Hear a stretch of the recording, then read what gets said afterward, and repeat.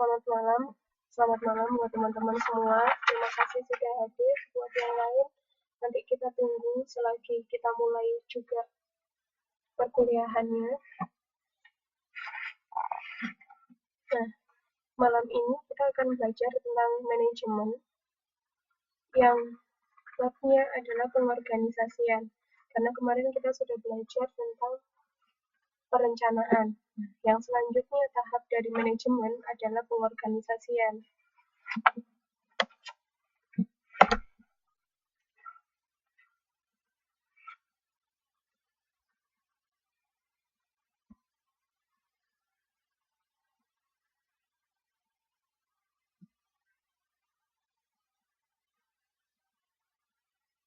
Ya, makasih Mbak sudah hadir.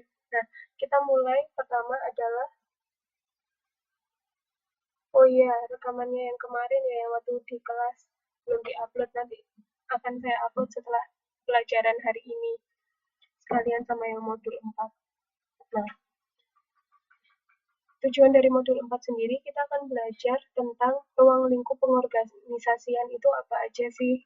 Selanjutnya adalah banyak sekali bentuk-bentuk struktur organisasi, mulai dari organisasi yang bagaimana pembagian departemen, bagaimana pembagian staf, kita akan belajar hal itu hari ini. Selanjutnya adalah struktur organisasi formal dan informal, ruang lingkup pengorganisasian, dan syarat atau tipe koordinasi, serta perkembangan organisasi itu sendiri sekarang bagaimana.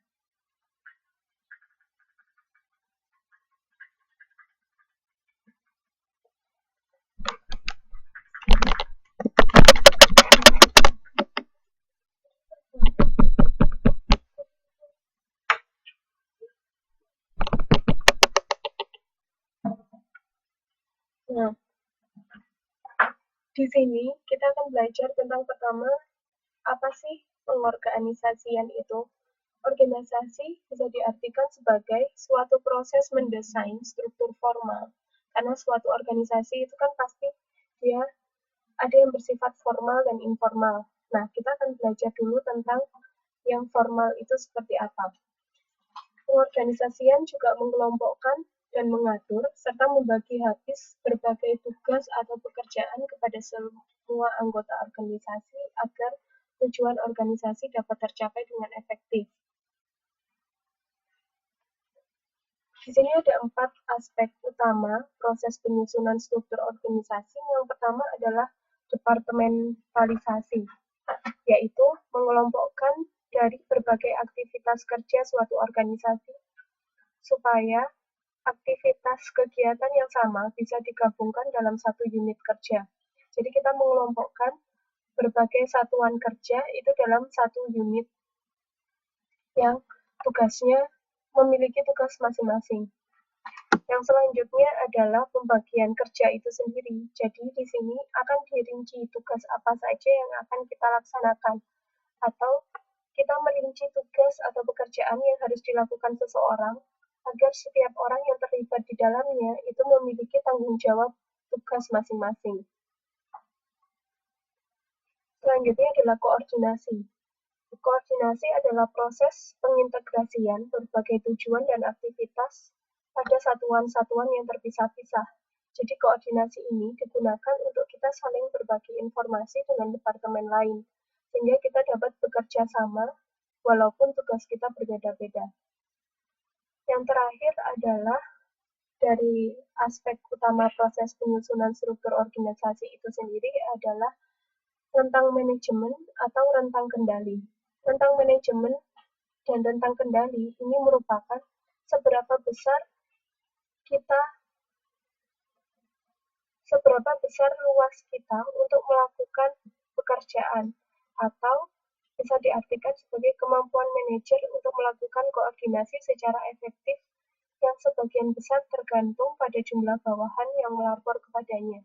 Jadi, semakin besar rentang manajemen dan rentang kendali jika pertama dia tugasnya itu bertanggung jawab pada banyak departemen. Semakin besar juga bisa diartikan kalau dia memiliki anggota yang lebih banyak.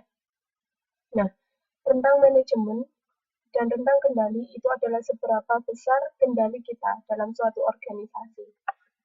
Diukurnya bisa dari berapa banyak departemen yang kita bawahi atau berapa banyak karyawan yang kita miliki. Ya, selamat datang buat Mbak Umi, Faidah, dan Mbak Syafa. Dari slide ini ada yang ditanyakan? Karena ini merupakan pendahuluan dari pelajaran kita hari ini.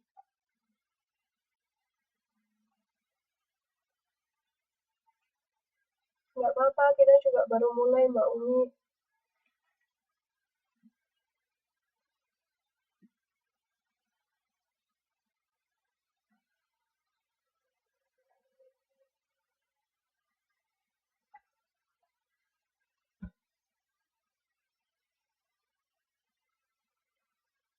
Ada pertanyaan? Kalau enggak, lanjut. Nah,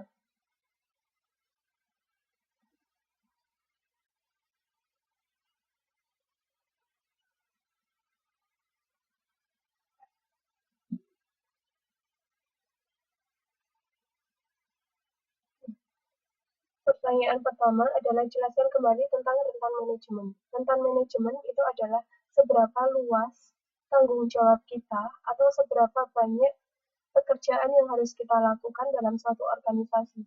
Jadi semakin banyak tugas kita atau tanggung jawab kita dalam satu organisasi, itu bisa diartikan bahwa rentan manajemen kita itu sangat besar. Rentan itu seperti jarak atau luasan. Nah, manajemen itu adalah subjeknya. Jadi, rentan manajemen itu adalah seberapa besar peran kita dibutuhkan dalam proses manajemen. Misalnya, contohnya gini, perbedaannya antara ketua departemen dengan karyawan. Ketua departemen akan memiliki rentan manajemen yang jauh lebih besar daripada karyawan. Karena karyawan, yang pertama, dia tidak memiliki banyak anggota di bidangnya, tidak seperti ketua departemen. Karena ketua departemen pasti memiliki bawahan-bawahan. Nah, staf sendiri tidak memiliki bawahan atau tenaga kerja tidak memiliki bawahan lain. Maka rentan manajemen di antara ketua departemen dengan si pekerja itu akan lebih luas si ketua departemen karena dia memiliki tanggung jawab yang lebih. Nah, fungsi dari organisasi itu sendiri apa sih? Fungsi dari organisasi itu adalah kita menggabungkan ciri-ciri organisasi adalah yang pertama, itu lebih dari satu orang. Suatu organisasi tidak akan disebut organisasi jika dia hanya satu orang saja yang bekerja. Contohnya calo. Calo itu dia bekerja sendiri, satu orang untuk menjual tiket. Nah, itu namanya bukan organisasi, tapi itu usaha perorangan.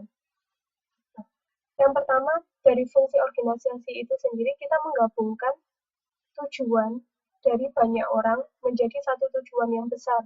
Dalam artian, kita ingin mencapai satu tujuan di akhir. Nah, salah satu fungsi organisasi adalah dia sebagai media bagaimana kita mewujudkan tujuan organisasi itu sendiri. Tujuan organisasi akan berbeda-beda sesuai dengan target dari organisasi itu sendiri. Ada target dari organisasi yang tujuannya dia ingin bersosial atau dia yayasan sosial, maka targetnya adalah bagaimana dia memenuhi kebutuhan masyarakat. Sedangkan kalau organisasi yang dia mengejar laba, maka tujuan dari organisasi itu sendiri adalah dia mendapatkan keuntungan sebesar-besarnya. Menjadi tujuan dari organisasi itu berbeda-beda masing-masing tujuannya. Tetapi organisasi merupakan alat yang menjembatani kita untuk mencapai tujuan itu sendiri. Iya, nggak apa-apa yang baru datang. Ada pertanyaan lain?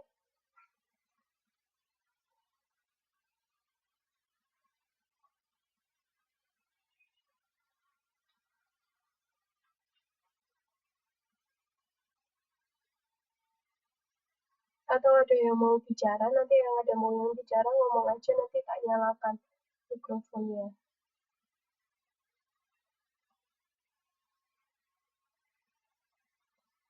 Ya, organisasi itu bisa sama dengan lembaga ataupun perusahaan, itu juga sama artinya dengan organisasi. Intinya adalah dia merupakan kumpulan dari banyak orang yang memiliki satu tujuan.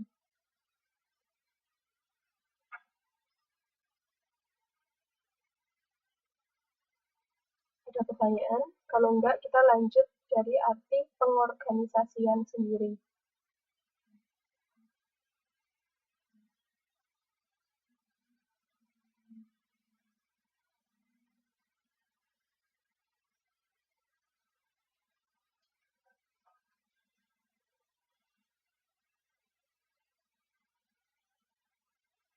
Lanjut ya. Definisi dari pengorganisasian adalah salah satu fungsi manajemen yang dapat diartikan sebagai suatu sistem kerjasama sekelompok orang yang dilakukan dengan pembidangan dan pembagian seluruh pekerjaan atau tugas dan memberi bentuk sejumlah satuan kerja yang menghimpun pekerjaan sejenis dalam satu unit kerja. Artinya adalah pengorganisasian itu adalah proses di mana kita membagi tugas berdasarkan bidang masing-masing atau berdasarkan jenis pekerjaan, sehingga seluruh dari komponen yang telah dipecah-pecah itu akan bekerja sama satu sama lain, yang tujuannya adalah mempercepat pencapaian tujuan dari organisasi itu sendiri. Nah, pengorganisasian sebagai fungsi manajemen juga dapat diartikan sebagai proses mewujudkan, memelihara, mengembangkan, dan meningkatkan kerjasama antar karyawan yang memiliki peranan unit atau satuan kerja masing-masing. Jadi ini merupakan proses kerjasama dari berbagai karyawan yang berbeda-beda divisi. Tujuannya adalah untuk mempersatukan kegiatan agar seluruhnya bergerak ke arah pencapaian tujuan yang sama. Jadi, pengorganisasian itu intinya adalah mulai dari atas sampai bawah, itu tuh memiliki satu tujuan yang sama. Itu diorganisasikan bagaimana dia harus melakukan pekerjaannya, bagaimana mereka dipisah satu demi satu per departemen dengan tugas yang berbeda, yang fungsinya adalah masing-masing dari departemen itu menunjang tercapainya tujuan dari organisasi. Misalnya, contohnya adalah tujuannya adalah kita memproduksi sepatu sebanyak-banyaknya. Nah, di sini proses pengorganisasian adalah si manajer membeda-bedakan dari seluruh tipe pekerjaan dalam departemen-departemen yang berbeda. Contohnya adalah departemen administratif. Dia berfungsi untuk mencatat atau menghitung berapa banyak sih permintaan atau pesanan dari konsumen. Departemen Keuangan menyediakan uang sejumlah dengan banyaknya pesanan itu sendiri. Lantas keduanya akhirnya menginformasikan itu kepada Departemen Produksi, sehingga Departemen Produksi akan melakukan tugasnya sesuai dengan apa yang diarahkan oleh Departemen Administratif dan Departemen Keuangan. Jadi, masing-masing departemen itu memiliki hubungan satu sama lain dan semuanya itu memiliki proses timbal balik saling membantu satu sama lainnya.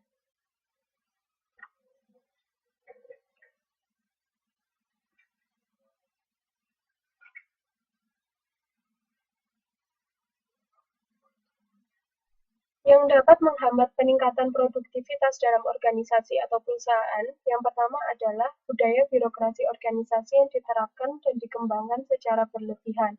Dalam artian, proses kita untuk membagi informasi dari satu departemen ke departemen yang lain atau dari bawahan ke angkatan itu terlalu sulit karena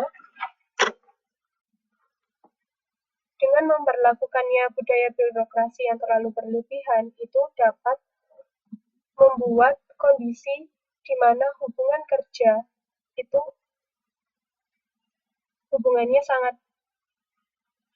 sulit karena itu akan dibedakan dari beberapa jabatan, posisi, dan pangkatan, sehingga itu memperlama proses tercapainya informasi dari satu bidang ke bidang yang lainnya. Yang kedua adalah para manajer membatasi diri pada hubungan kerja formal dan menghindari hubungan kerja informal, sehingga mengakibatkan prosedur dan mekanisme kerja sebagai saluran untuk menciptakan dan mengembangkan kerja satu sama lain sangat terbatas ataupun kaku.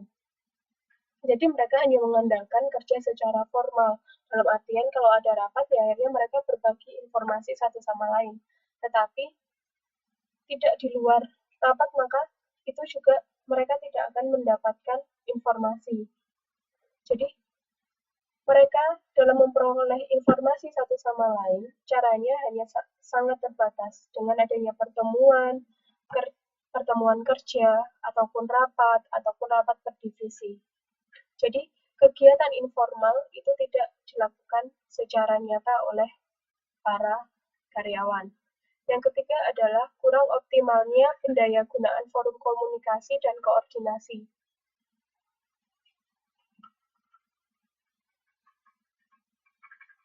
Di sini terdapat kecenderungan bahwa setiap unit atau satuan kerja dia hanya mementingkan unit kerjanya sendiri, tidak terlihat kerjasama antara unit yang lain dengan yang lainnya.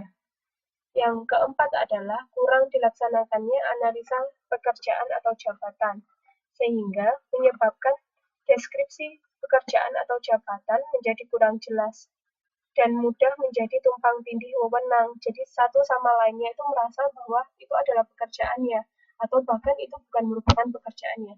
Sehingga kadang ada suatu pekerjaan yang lalai dilakukan, atau mereka hanya fokus pada satu pekerjaan saja.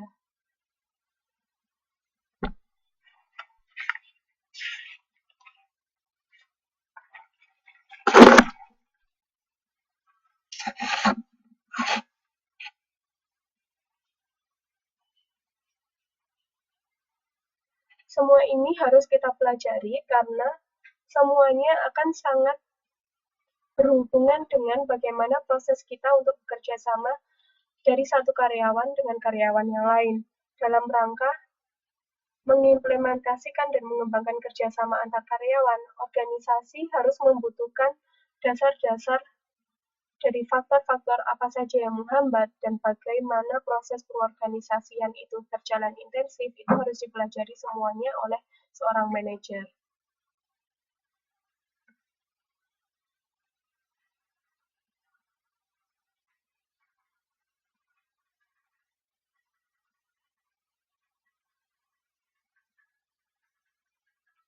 Nah, dalam rangka itu, kita membutuhkan dasar-dasar pengorganisasian secara intensif itu seperti apa sih?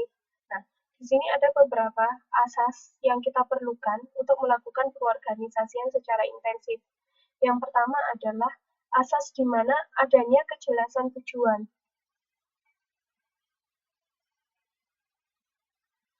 Di sini diharapkan setiap unit kerja bisa mengukur kinerjanya yang pada akhirnya bisa mewujudkan tujuan umum dari organisasi itu sendiri. Yang bisa kita lakukan dalam memperjelas tujuan adalah pertama kita menerjemahkan visi itu sendiri. Yang kedua adalah kita menentukan volume kerja atau beban kerja di setiap divisi. Jadi divisi ini itu kerjaannya apa sih? Ini itu seberapa besar peranannya di organisasi. Nah, itu harus kita laksanakan.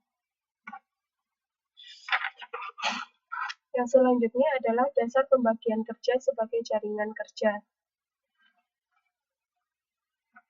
Di sini ada yang pertama, jejaring kerja internal. Kerja internal berarti itu ya yang ada di dalam organisasi itu sendiri. Mereka harus saling mengetahui satu sama lain atau bekerja sama satu sama lain. Yang kedua adalah jejaring kerja eksternal. Di di mana kita melakukan kerjasama dengan departemen-departemen yang ada di luar organisasinya kita. Contohnya adalah lembaga pembantu, yaitu seperti lembaga keuangan, lembaga hukum, lembaga advokasi. Nah, itu termasuk salah satu lembaga eksternal yang bisa melakukan kerjasama dengan suatu organisasi. Yang ketiga adalah pembagian kerja secara tuntas. Jadi di sini manajer merinci seluruh tugas-tugas secara detail dan mereka membagi seluruh tugas-tugas itu hingga habis atau rata. Jadi setiap departemen itu memiliki tugasnya masing-masing atau memiliki bobot kerja masing-masing.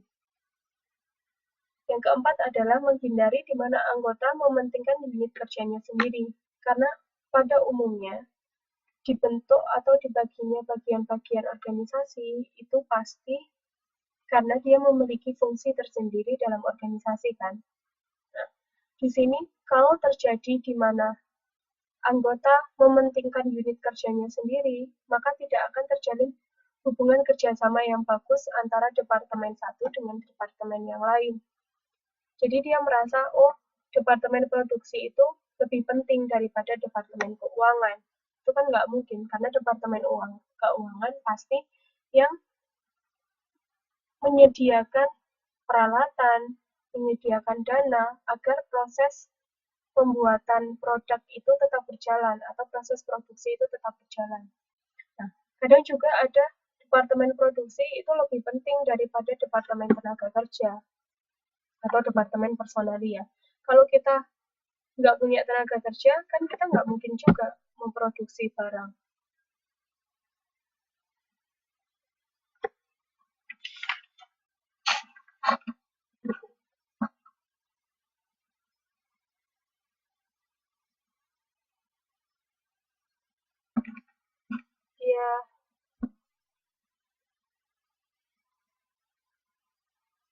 Ya, selamat datang buat Mbak Nongyati. Ditulis nama aslinya ya Mbak, biar gampang absennya. Nah, yang selanjutnya adalah dinamika pekerjaan. Di sini yang dimaksudkan dinamika pekerjaan adalah adanya perubahan yang lebih baik dari waktu ke waktu. Jadi, keberadaan organisasi akan nampak dari dinamika pekerjaannya sendiri. Kehidupan organisasi akan menjadi dinamis jika organisasi tersebut mampu menciptakan perubahan dalam segala bidang kehidupan, termasuk juga dalam cara melaksanakan pekerjaan di suatu lingkungan organisasi.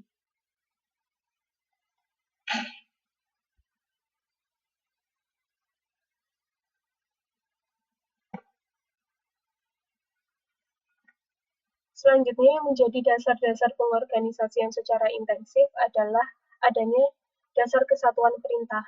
Jadi mereka tahu siapa sih ketuanya, siapa sih orang yang ada di bawahnya si ketua, dan mana pekerja. Jadi seluruh pekerjaan itu bertumpu pada satu orang, atau si pemegang keputusan itu ya hanya ada satu orang.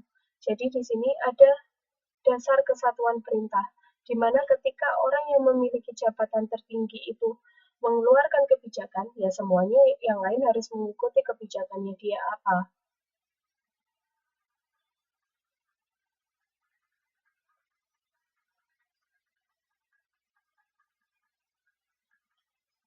Di sini ada sejumlah prinsip-prinsip yang menjadi kekuatan dasar kesatuan perintah.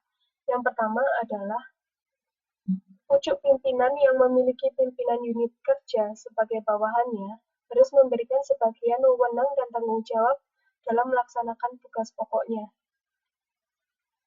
Yang kedua adalah pimpinan yang pandai harusnya memberikan sebagian wewenang kepada bawahan agar mampu meningkatkan perasaan ikut memiliki kepada bawahannya. Dalam artian si bawahan ini merasa dia bertanggung jawab dan dia dibutuhkan dalam organisasi. Jadi dia memiliki kehendak untuk berpartisipasi secara sukarela dalam organisasi itu sendiri. Yang ketiga adalah Jika pemimpin berhalangan, maka tugas dan tanggung jawab akan tetap berjalan karena pengolahan wewenang yang telah berjalan baik. Jadi di sini benar bahwa mereka memiliki satu kesatuan perintah. Cuma ketika si orang yang memegang wewenang tertinggi ini tidak hadir, maka kerja itu secara fleksibel akan digantikan dengan orang lain yang memiliki kedudukan di bawahnya, persis di bawahnya, atau asistennya mungkin. Nah, jadi mereka tidak bergantung pada satu orang karena mereka memiliki rasa di mana mereka semua bertanggung jawab terhadap program pekerjaan di organisasi itu sendiri.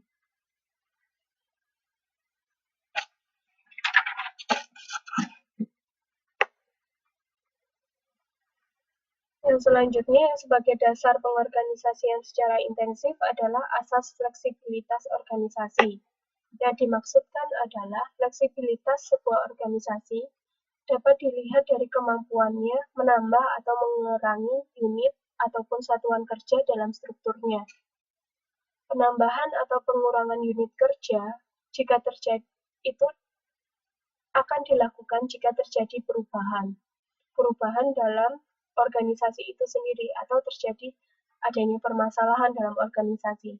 Maka di situ perlu adanya fleksibilitas dari organisasi, baik dia menambah produktivitasnya atau mengurangi produktivitasnya, atau mengurangi jumlah karyawannya, atau menambah jumlah karyawannya, ataupun dia menambah unit kerja tertentu.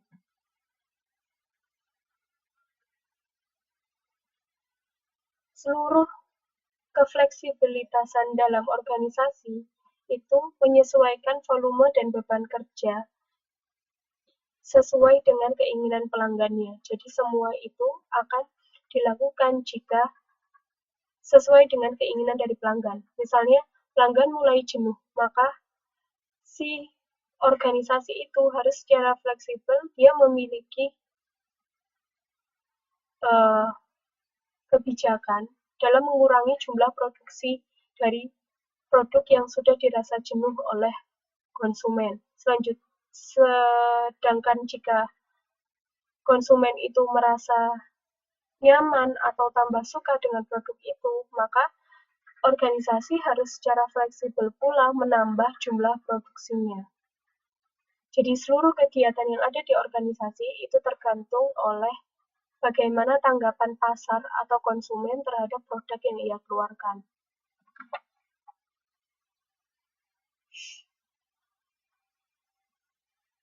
Yang selanjutnya adalah asas fungsionalitas.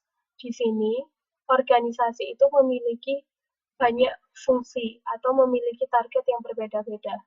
Yang pertama adalah dia memiliki fungsi pelayanan kepada masyarakat. Dalam artian dia bekerja secara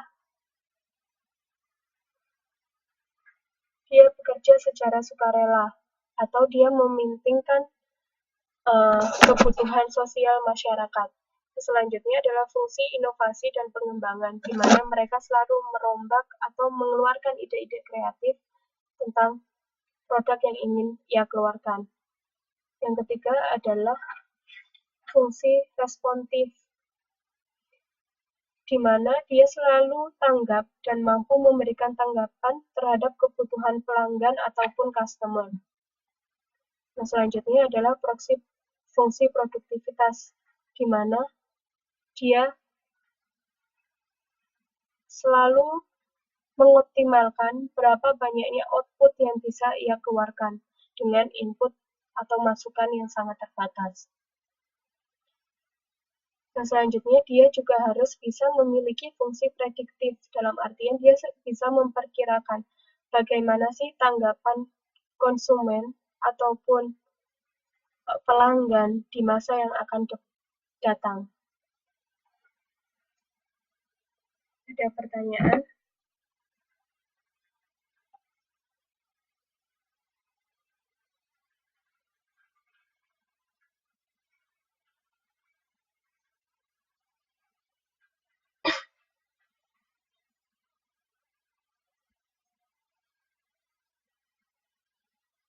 Iya, Mas Tri, nggak apa-apa.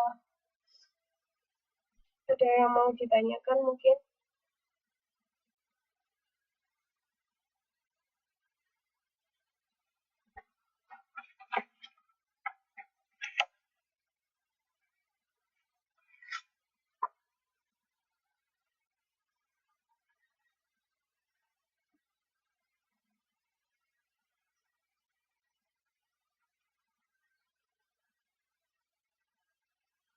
Lanjut ya.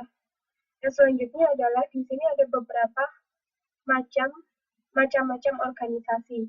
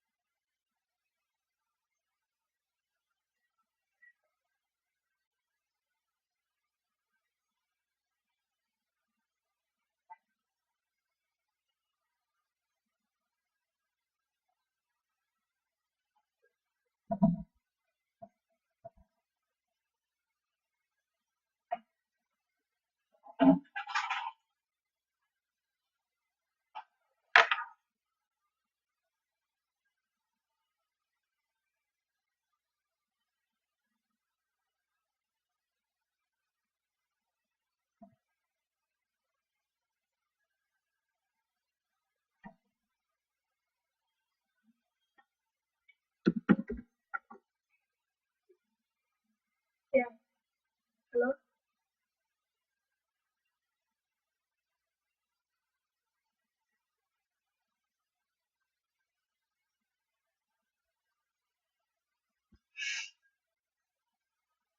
Nah, selanjutnya Mbak Tia ya tanya cost benefit ratio itu apa? Cost benefit ratio adalah salah satu alat evaluasi kelayakan investasi yang di sini itu uh, lebih mudahnya gini. Jadi itu merupakan perbandingan dari berapa banyak jumlah cost terhadap satu produk. Jadi itu tuh perbandingan berapa keuntungan kita dan berapa cost yang kita keluarkan dalam satu produk. Jadi misalnya gini, kita punya biaya pembuatan permen per bijinya itu adalah 100. Nah, kita sendiri menjual permen itu dengan harga 150. Jadi, rasio cost benefit rasio itu merupakan keuntungan kita atau yang dari 150 dikurangi 100 itu per 100 yang didapatkan dari biaya. Nah, perbandingan itu merupakan jumlah laba yang kita peroleh dalam satu produk. Jadi kita dalam satu produk kita akan mendapat 0,5 rupiah per produknya. Nah, itu adalah namanya cost benefit ratio atau merupakan perbandingan dari jumlah biaya yang kita keluarkan dengan jumlah keuntungan yang kita peroleh. Jelas nggak?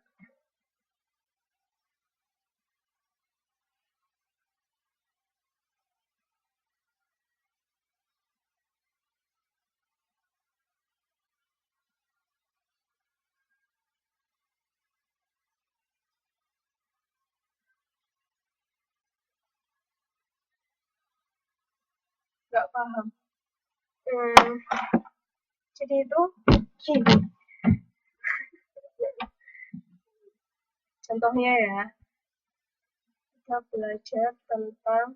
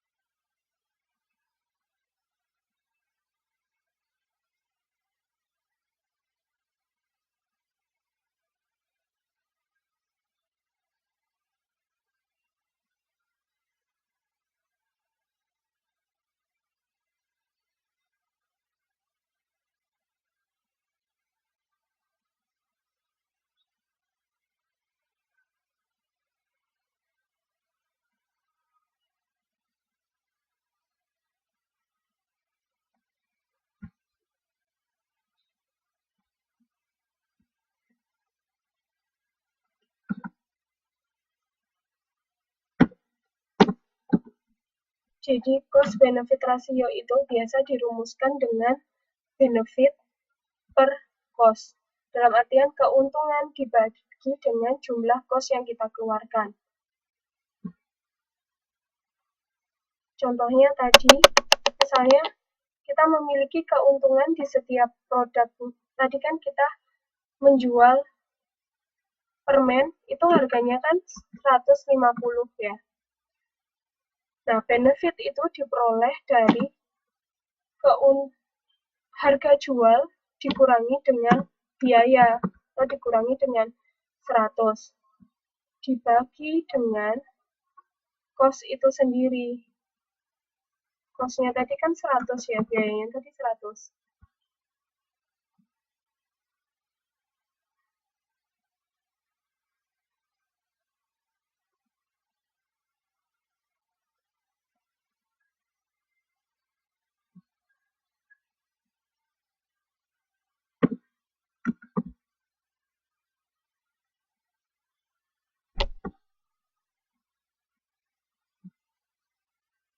Jadi misalnya gini, cost benefit ratio itu adalah jumlah keuntungan dibagi dengan jumlah biaya. Contohnya tadi kita memproduksi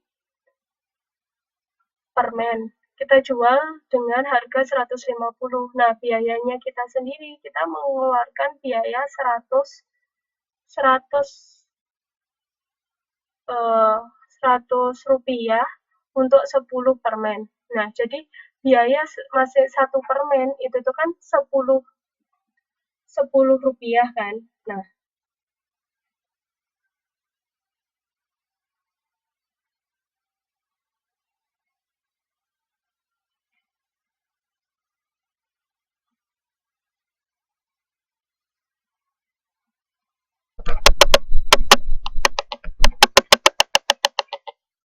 jadi di sini 150 dikurangi 100 itu sama dengan 50 dibagi dengan 10, yaitu biaya kita memproduksi satu barang.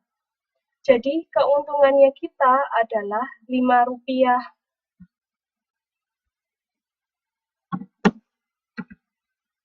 Sama dengan 5 rupiah kan. Kalau di cost benefit ratio, jika cost benefit rasionya itu lebih dari angka 1, maka produk itu layak untuk dipergunakan. Sedangkan kalau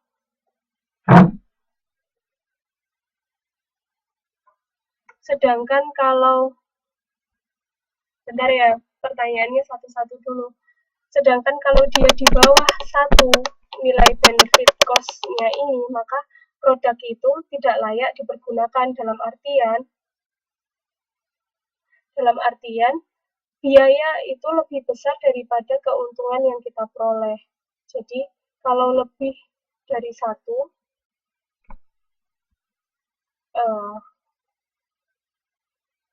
benefit itu lebih dari 1, maka dia layak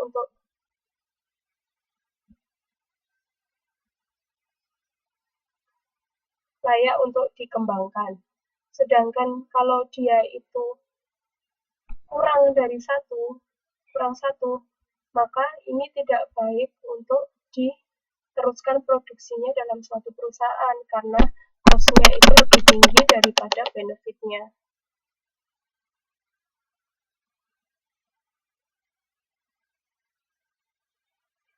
Ya, berarti itu cara memperhitungkan keuntungan dan jumlah biaya yang kita keluarkan. Jadi itu cost benefit ratio itu merupakan besar perbandingan antara keuntungan serta biaya. Jadi kalau keuntungannya itu lebih besar daripada biaya yang kita keluarkan, maka itu sangat baik untuk kita produksi terus. Dalam artian, kita selalu mendapat laba dalam bertambahnya satu produk yang terjual. Sedangkan kalau dia di bawah 1, maka itu tidak layak kita pergunakan karena biayanya itu akan menyebabkan kita malah mengalami kerugian.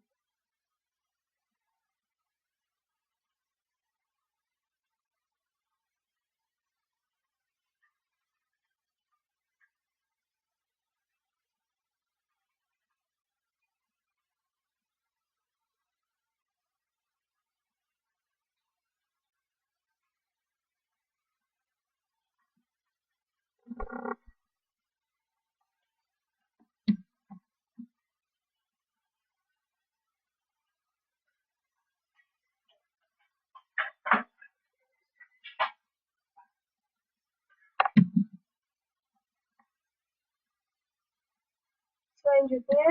ada pertanyaan atau kurang jelas?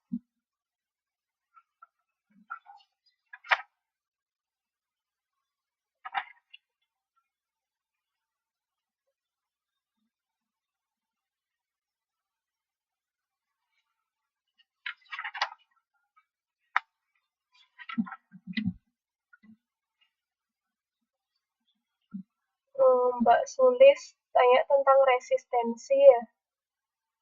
Resistensi.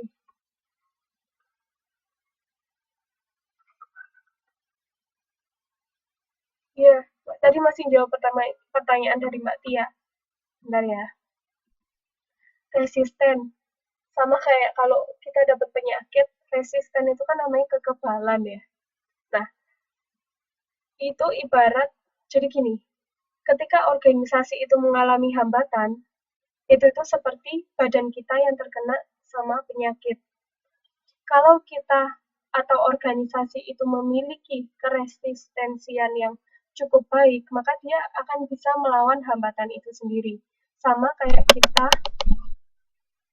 kita memiliki penyakit, kalau kita resisten terhadap penyakit itu, atau kita bisa kebal terhadap penyakit itu, maka kita tidak akan sampai sakit.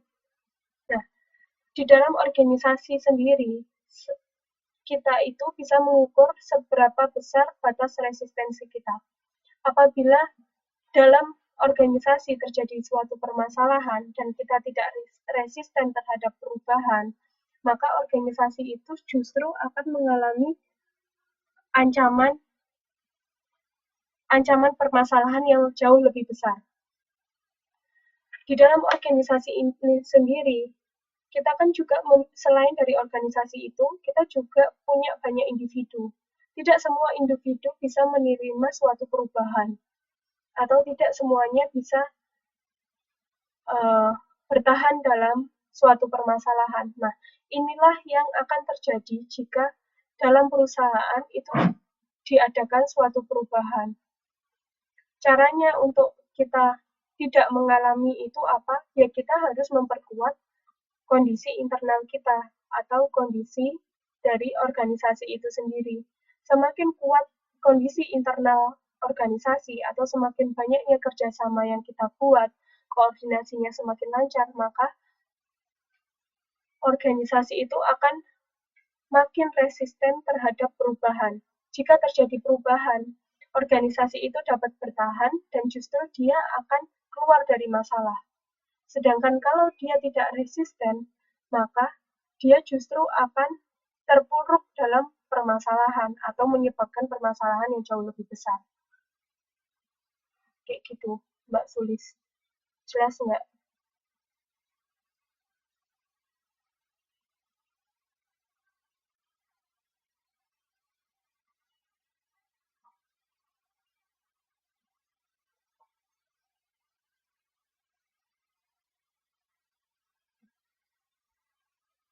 Iya, nggak apa-apa.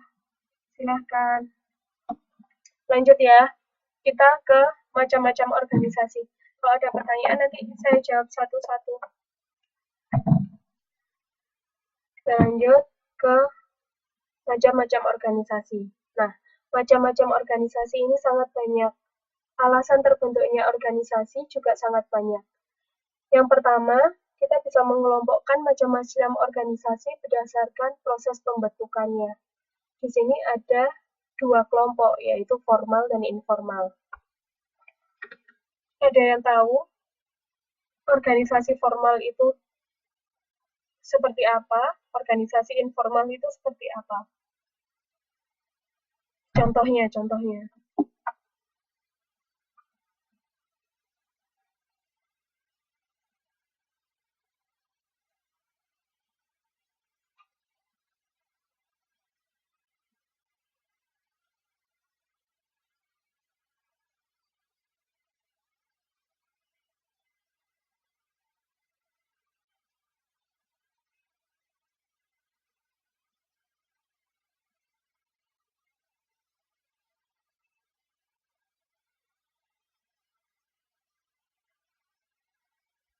Ya,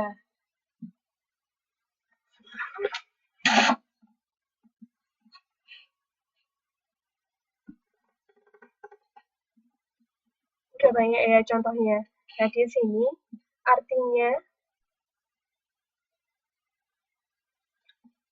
artinya sendiri, organisasi formal dia pasti punya aturan-aturan dalam pelaksanaannya. Atau biasanya kalau kita, tadi kan ada contohnya ya, kayak beberapa orang sudah ngomong BUMN itu formal, partai politik itu juga formal.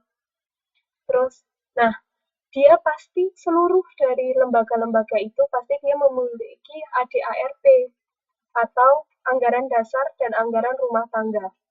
Jadi mereka secara terstruktur itu memang memiliki satu pedoman dari kegiatan organisasi itu sendiri.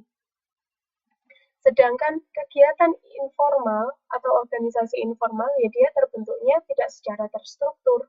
Dalam artian organisasi ini terbentuk karena sukarela. Contohnya yang seperti disebutkan sama mas-mas sama mbak-mbak tadi. Semuanya benar ada organisasi kesenian, olahraga, keagamaan, dan lain-lain. Jadi kegiatan informal itu sifatnya hanyalah sukarela. Itu bisa karena mereka atau anggotanya memiliki kebutuhan yang sama, emosi, perilaku, hobi, atau kesamaan kesempatan, bukan berdasarkan cara kerja dan peraturan. Sedangkan kalau di formal, itu mereka memang secara terstruktur, mereka memiliki dasar-dasar apa saja yang harus dilakukan dalam suatu organisasi. Mereka juga memiliki struktur organisasi secara rigid.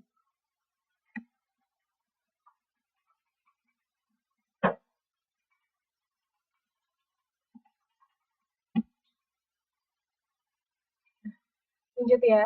Yang kedua adalah macam-macam organisasi berdasarkan keterikatannya dengan hubungan dengan pemerintah. Keterkaitan hubungan dengan pemerintah. Contohnya, di sini yang dia terkait dengan pemerintah sudah pasti dia lembaga. Iya Mbak, selamat datang. Ini nyampe macam-macam organisasi. Di sini macam-macam organisasi yang dia memiliki keterkaitan terhadap pemerintah itu biasanya dinamakan organisasi negeri.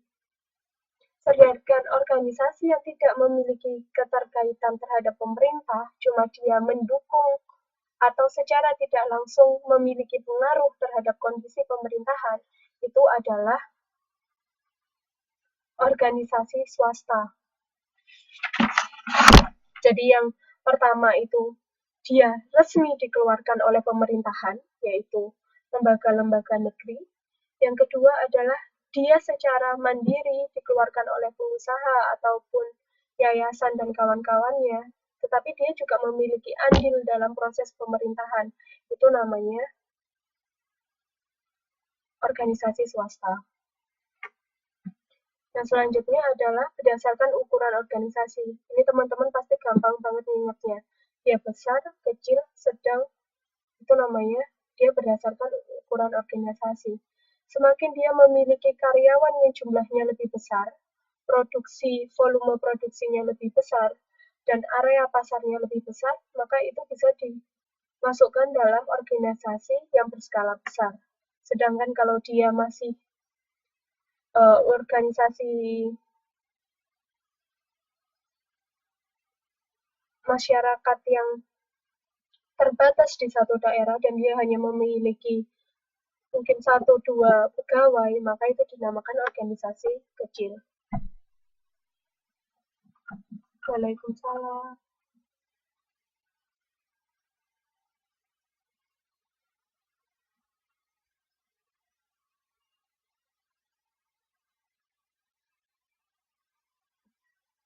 Sekolah, namanya sekolah kalau dibangun pasti dia punya izin.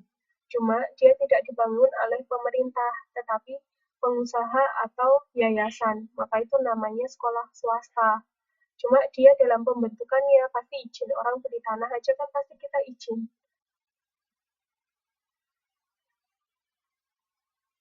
Ada pertanyaan? Dan selanjutnya adalah macam-macam organisasi berdasarkan tujuan. Nah, berdasarkan tujuan, ini biasanya dikelompokkan menjadi dua. Yang pertama adalah dia mengejar keuntungan atau dia tidak mengejar keuntungan.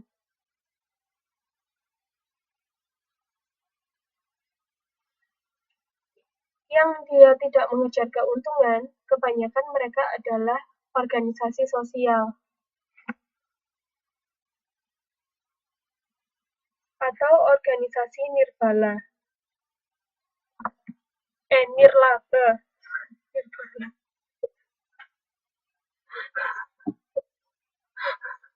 Yaitu organisasi sosial atau nirlaba. Nirlaba. Di sini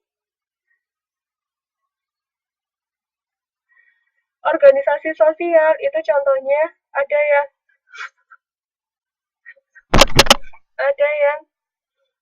aktivitasnya itu dalam dunia pendidikan, penyantunan anak yatim piatu,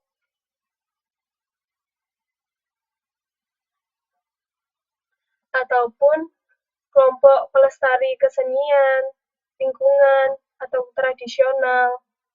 Nah, itu biasanya mereka tidak berorientasi kepada laba, tetapi bagaimana pelayanan terhadap masyarakat. Itu namanya organisasi sosial.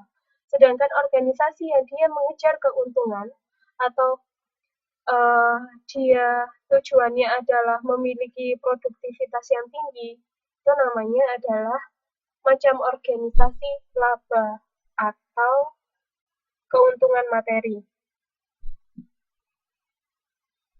Dan selanjutnya adalah berdasarkan bagian organisasinya. Di sini ada macam-macam organisasi vertikal, hubungan dari atas ke bawah, horizontal, ataupun lingkaran yang dia saling berhubungan.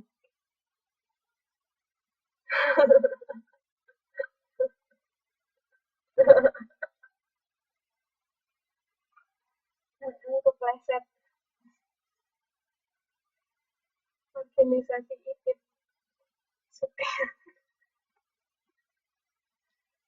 Lanjut ya. Atau ada yang mau ditanyakan?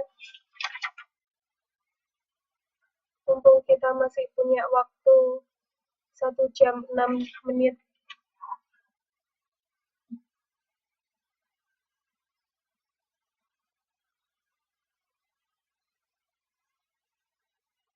Loh, Mbak Sylvia ini kok offline?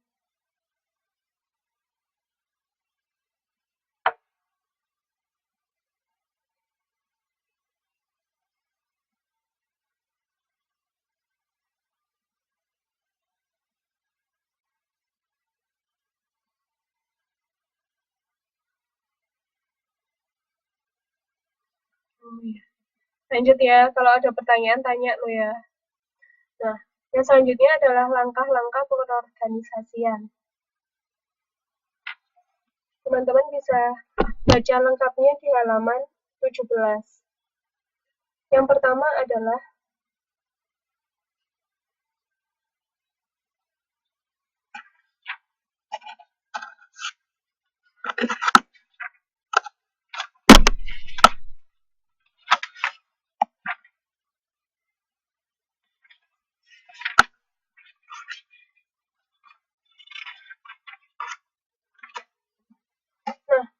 pertanyaan dari Yohanes sebelum ke langkah-langkah pengorganisasian.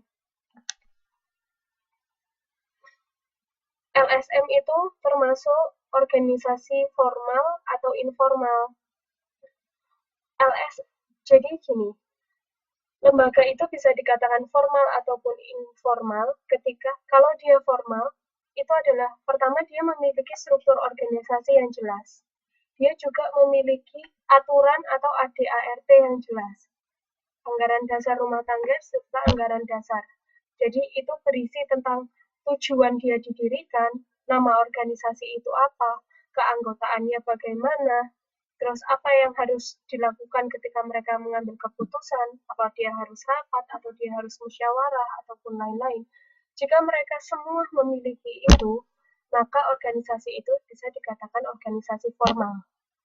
Tetapi kalau organisasi itu sendiri masih belum punya struktur organisasi, belum memiliki ADART, ataupun secara resmi ada kayak di badan-badan hukum seperti perpajakan dan kawan-kawannya, nah itu berarti dia masih dalam organisasi informal. Nah, LSM itu bisa ada di dua-duanya. Contohnya kalau dia LSM yang masih baru lahir atau acak-acakan, nah kebanyakan LSM jadi gini, LSM bisa dikatakan sebagai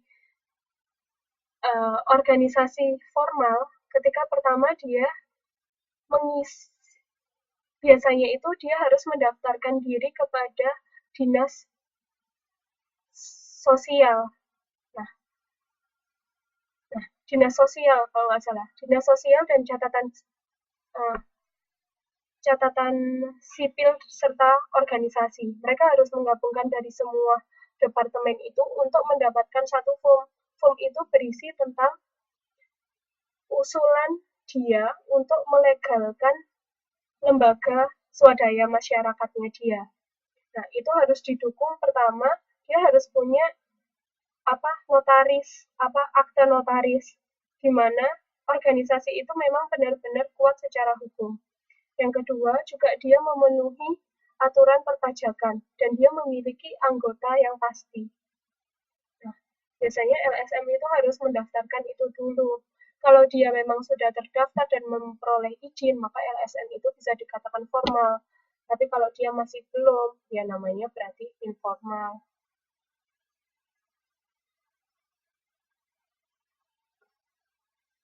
Oke, gitu. Lanjut ya. Yang pertama adalah langkah-langkah pengorganisasian. Langkah-langkah organisasi yang pertama adalah kita merencanakan organisasi berdasarkan tujuan. Ini teman-teman udah paham banget. Yang kedua adalah menentukan tugas dan beban pekerjaan secara keseluruhan.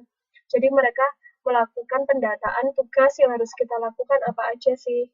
Nah, secara detail atau secara sampai dari awal, dari penyediaan hingga pemasaran itu harus detail.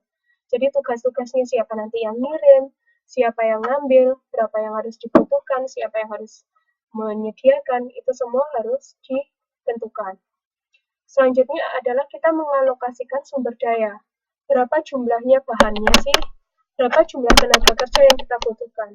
Nanti dia harus kerja di bagian ini. Dia harus kerja di bagian ini. Nah, itu adalah langkah pengorganisasian yang ketiga. Iya, kalau pembukuan, biasanya kan kita sensitifnya terhadap keuangan kan ya Mbak Tia ya, kalau ke pembukuan. Cuma kalau di tahap langkah pengorganisasian yang kedua, kita bukan cuma ngitung duit, kita juga ngitung tugas-tugas yang ada di organisasi itu apa aja sih yang harus kita lakukan dari persiapan sampai penjualan itu apa aja. Bukan dari cuma sisi keuangan aja. Keuangan memang nggak boleh lepas dari semuanya. Itu juga ada di tahap kedua. Dan tahap terakhir adalah kita mengevaluasi hasilnya dari apa yang sudah kita lakukan. Dan kita melakukan pembentukan strategi untuk organisasi perusahaan. Jadi kita mengevaluasi hasil dari apa yang sudah kita lakukan. Selanjutnya hasil itu akan menjadi pedoman kita dalam melakukan strategi. Jadi langkah-langkah pengorganisasian ini pada hakikatnya mereka selalu berjalan terus-menerus. Dari proses evaluasi kita akan kembali lagi ke rencana pengorganisasian. Terus kita akan langsung ke pembagian tugas, langsung ke alokasi. Jadi ini akan berjalan terus-menerus selama perusahaan kita masih aktif. Jadi pasti dia akan memperbarui strateginya. Pasti dia akan melakukan evaluasi dari setiap waktu ke waktunya. Kayak gitu.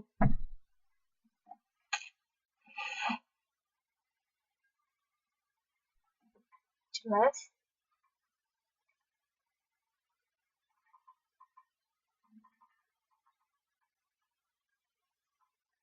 Kalau ada pertanyaan yang belum kejawab, bilang ya.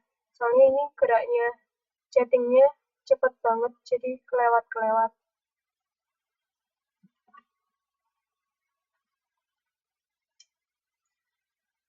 Sebagai salah satu syarat organisasi itu dikatakan formal, dia harus punya bentuk struktur organisasi. Struktur organisasi itu sendiri apa sih? Nah, ini struktur organisasi dapat didefinisikan sebagai suatu sistem jaringan, terutama jaringan kerja, terhadap tugas-tugas, sistem pelaporan, dan komunikasi yang menghubungkan secara bersama pekerjaan individu dan kelompok. Jadi struktur organisasi itu merupakan jaringan kerja yang mereka memiliki keterikatan dari individu-individu dan menjelaskan juga peranannya dalam organisasi itu sendiri. Simpelnya, pokok struktur organisasi adalah sebagai bagian khusus dari hubungan antara aktivitas usaha dan sumber daya yang dimiliki organisasi, disertai dengan sejumlah tugas yang mereka jalankan. Jadi ini pembagian tugasnya. Struktur organisasi juga berarti sebagai sejumlah mekanisme formal yang terdapat di dalam organisasi itu sendiri.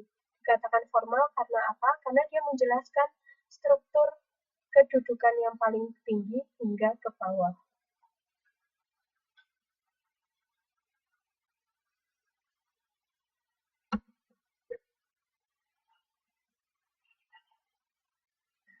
Ini adalah contoh dari bagian organisasi secara sederhana. Yang pertama, pasti si direktur dari perusahaan itu sendiri. Selanjutnya, mereka memiliki manajer-manajer berdasarkan tugasnya masing-masing di setiap departemen. Kalau manajer HRD, ya dia berkutipnya dengan perorangan. Ya, struktur sama bahkan sama aja, cuma kita bisa nyebut itu struktur organisasi atau soalnya struktur organisasi itu kebanyakan dibuat dalam bentuk bagan. Jadi, dia biasanya dikatakan struktur organisasi atau bagan organisasi, itu sama aja. Itu tadi juga kayaknya di modul ada penjelasannya itu. Struktur sama bagan itu sama apa enggak.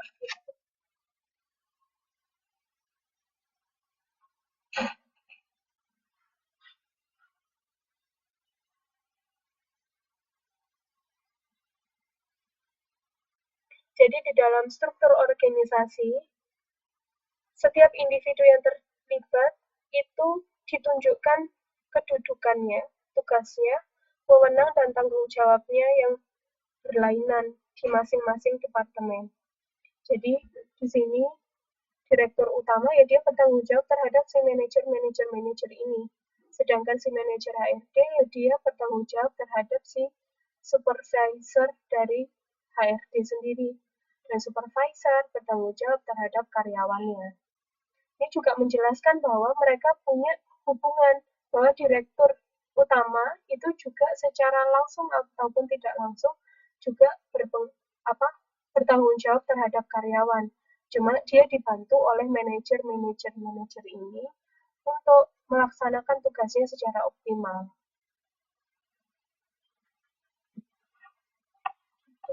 Ada pertanyaan?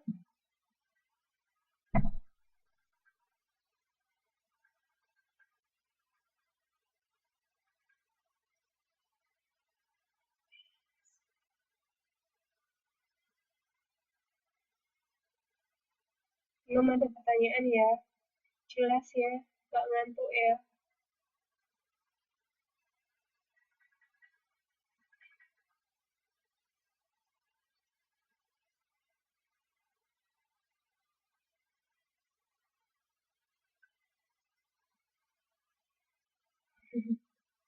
Nah, selanjutnya adalah struktur organisasi formal.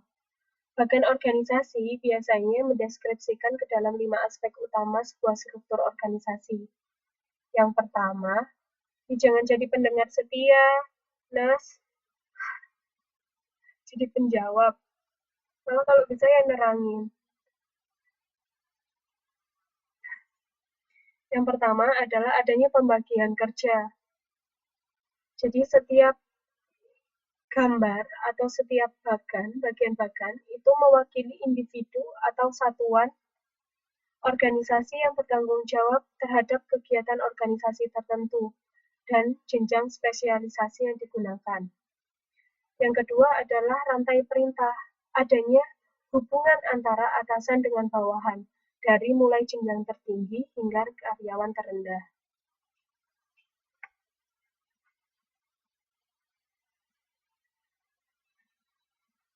Yang ketiga adalah jenis pekerjaan yang dilaksanakan.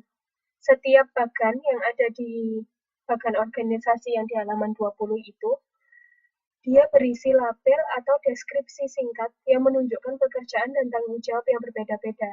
Jadi setiap bagan itu tuh ya pekerjaannya dia berbeda. Si produksi dia bertanggung jawab terhadap produksi. Si pemasaran dia bertanggung jawab dari setelah proses produksi ke proses sampai di tangan konsumen. Dan manajer pabrik ya dia bertanggung jawab terhadap seluruh proses kegiatan yang ada di pabrik.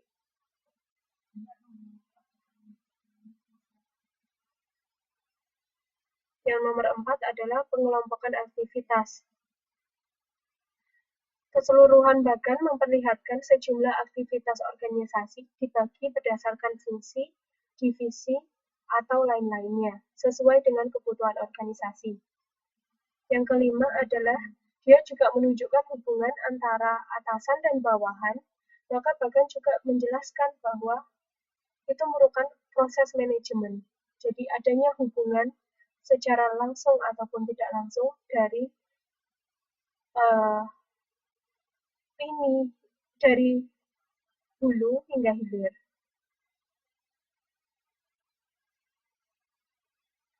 Yang berhak membuat ya si manajer. Sudah dijawab sama Mbak Tia. Tapi keputusan manajer itu harus berdasarkan banyak hal. Biasanya manajer juga dibantu, misalnya mereka rapat atau musyawarah. Nah, itu baru mereka akan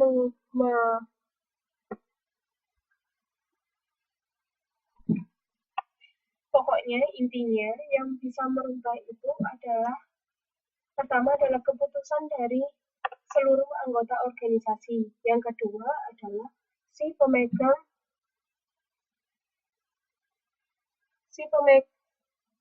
atau orang yang memiliki kedudukan tertinggi di organisasi itu sendiri. Entah si pemiliknya, si bosnya, si direktur, atau si manajer. Jadi orang yang paling tinggi kedudukannya di organisasi itu sendiri.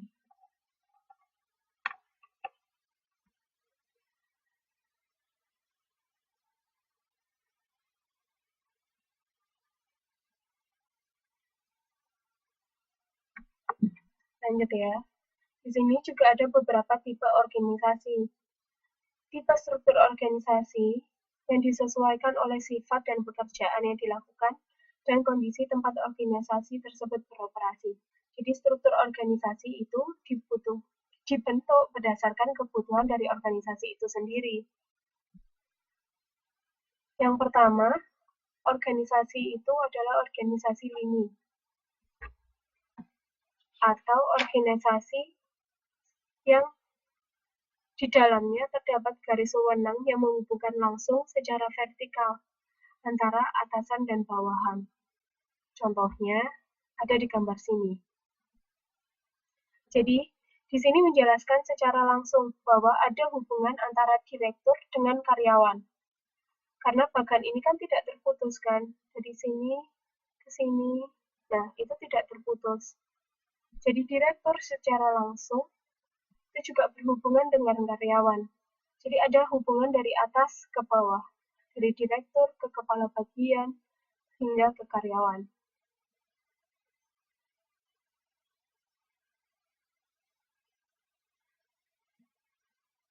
Yang selanjutnya adalah organisasi lini dan staf.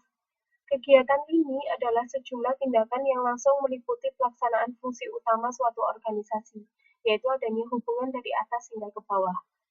Sedangkan kegiatan staf adalah sejumlah tindakan yang memberikan informasi, nasihat, pelayanan, koordinasi, dan kadangkala pengendalian kepada kegiatan lini.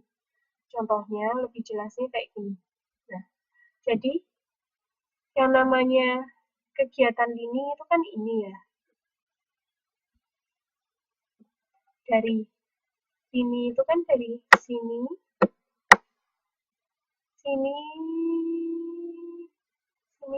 sini, sini, itu kan lini.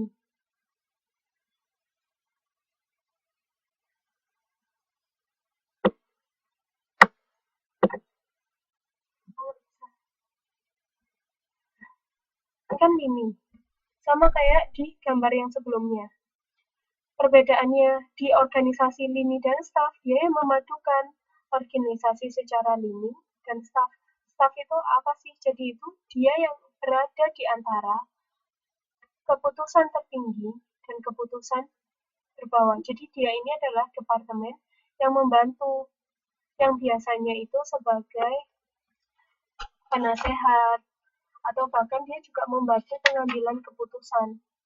Contohnya kayak departemen hukum, departemen informasi, departemen HRD. Nah, itu dia kedudukannya ada di atas wakil-wakil direktur di setiap bidang, tetapi dia juga eh, kedudukannya ada di bawah si direktur perusahaan itu sendiri. Dia biasanya berfungsi sebagai penasehat dari direktur.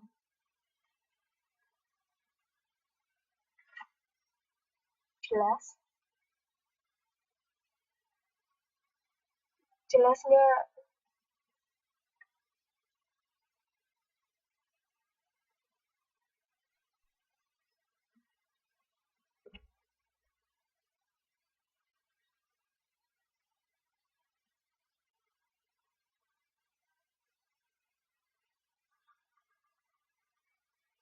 Selanjutnya adalah organisasi fungsional, yaitu penyusunan organisasi seperti ini atau fungsional ini biasanya berdasarkan sifat dan macam pekerjaan yang harus dilakukan. Jadi di sini ada yang namanya garis perintah. Yang garis perintah itu sama yang kayak di garis lini tadi. Jadi itu adalah garis yang tidak terputus-putus, dalam artian ada hubungan, menjelaskan hubungan dari tingkat tertinggi hingga tingkat terbawah. Cuma di sini ada otoritas fungsional, dalam artian dia bisa bekerja berdasarkan dia diperlukan di mana. Jadi dia bisa melakukan proyek atau kegiatan yang setiap dari departemen ini dibutuhkan. Jadi departemen ini akan bekerja berdasarkan fungsinya dia di dalam suatu proyek.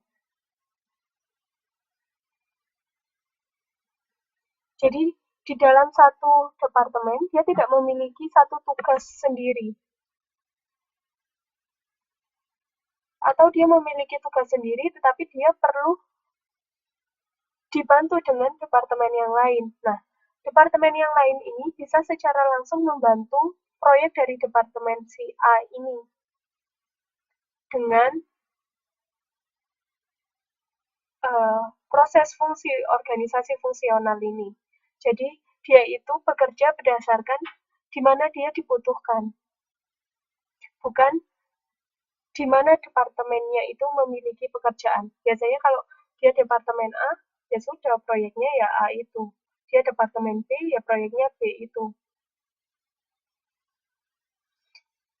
Iya sama. Rantai komando itu ya urutan urutan perintah sama aja. Jelas nggak ya yang fungsional ini? Jadi dia itu bisa melakukan pekerjaan di departemen lain juga selain dari departemennya dia selama dia dibutuhkan.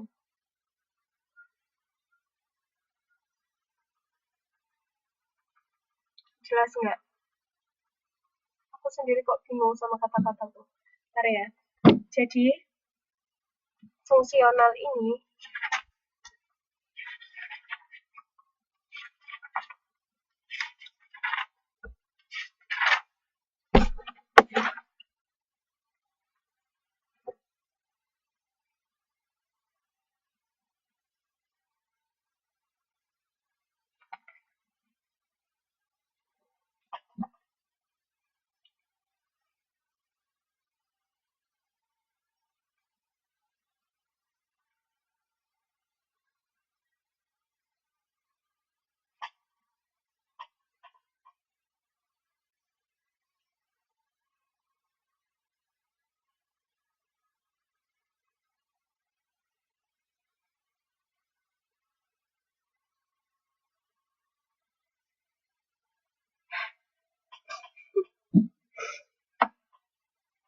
Ya contohnya kayak gini, misalnya kita punya proyek pembuatan film pendek, ya, pembuatan film pendek. Nah, kita itu kan pasti membutuhkan departemen lain kan kalau kita kerja. Pertama dari departemen SDM, terus habis itu dari departemen kayak teknik kameranya, apa, terus habis itu tata cahayanya, terus habis itu dari departemen penyedia bahannya, departemen kreativitas, departemen keuangan. Nah, di dalam si proyek, misalnya yang buat proyek itu adalah departemen kreativitas ya. Departemen kreativitas. Dia membutuhkan bantuan dari departemen-departemen yang lain. Jadi si orang-orang yang ada di departemen kreativitas itu bisa diperintah bukan hanya dari si departemen kreativitas, cuma juga bisa diperintah oleh departemen-departemen yang lain. Jadi departemen-departemen yang lain itu juga memiliki andil atau dia bisa bekerja di luar dari proyeknya dia. Dalam artian dia bisa secara fungsional dia diperbantukan untuk proyek yang lainnya. Kayak dia rangkap tugas.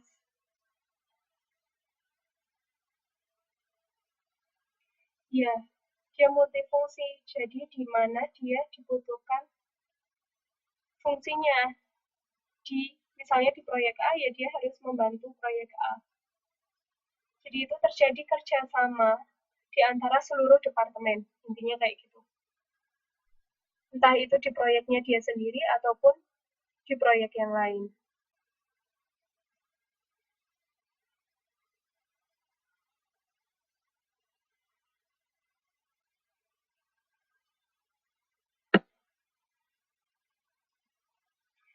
Kalau dalam organisasi, ya semuanya teamwork, bukan hanya di organisasi fungsional aja, sekalipun organisasi lini, ya semuanya teamwork, soalnya kan mereka berhubungan satu sama lain.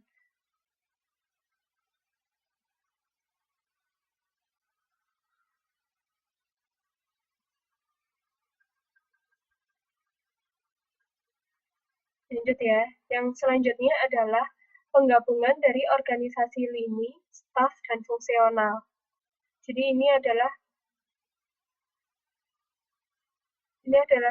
ketiga-tiganya dipakai. Jadi di organisasi ini dia mengambil kelemahan dan kelebihan dari masing-masing organisasi lini, staf, dan fungsional. Jadi di sini juga ada hubungan secara langsung, juga ada departemen pembantu atau departemen yang memberikan saran serta bantuan terhadap si pemilik tertinggi, pemilik keputusan tertinggi, tapi dia juga bersifat fungsional dalam artian departemen-departemen lain juga berhak terhadap karyawan tertentu.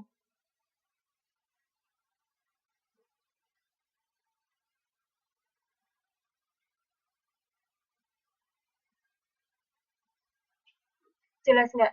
Jadi ini penggabungan seluruh organisasi, dari organisasi lini, staf, hingga fungsional. Ini kan ada 3 garis kan? Yang garis yang tidak terputus sama sekali, itu dia adalah organisasi lini.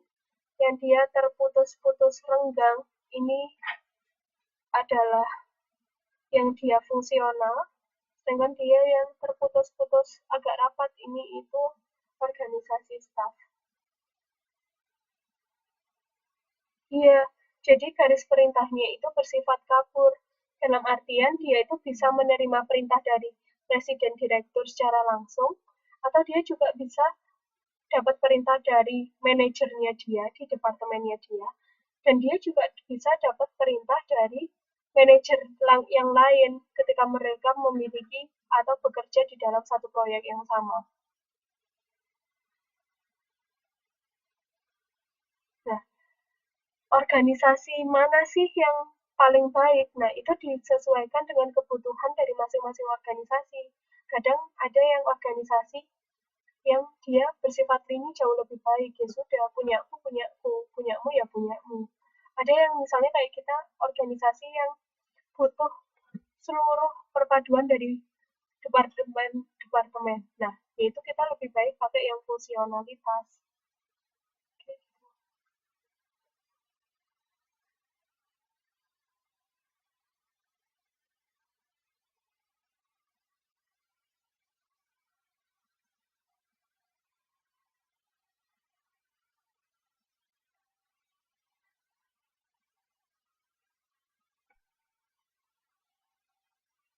Dia nggak pindah-pindah, jadi dia tetap ada di satu departemen. Jadi si karyawan ini tetap ada di satu departemen.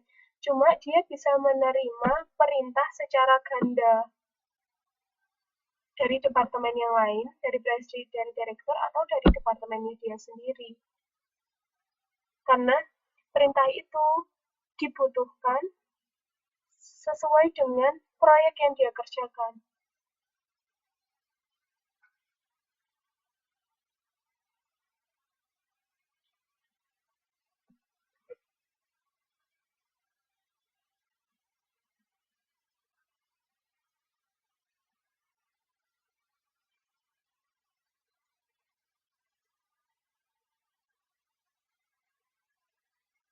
Yang selanjutnya ada organisasi komite. Jadi di sini seluruhnya ini hanya dikelompokkan menjadi dua. Yang pertama komite eksekutif dan komite staf.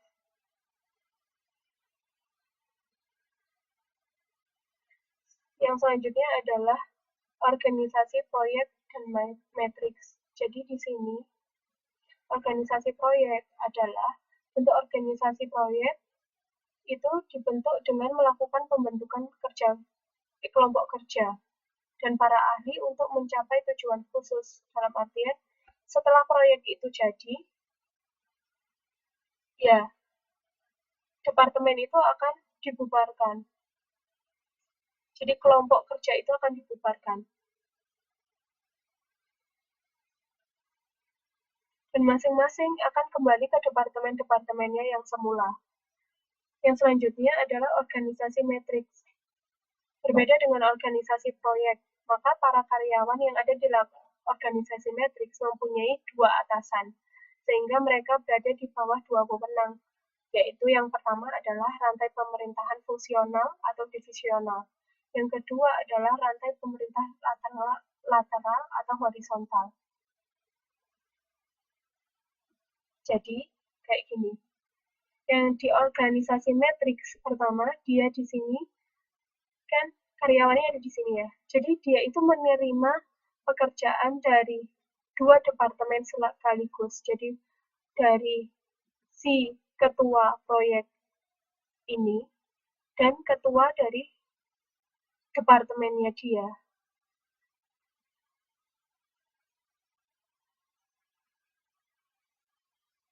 Jadi secara lini dia juga memulai pekerjaan, secara horizontal pun dia juga memulai pekerjaan.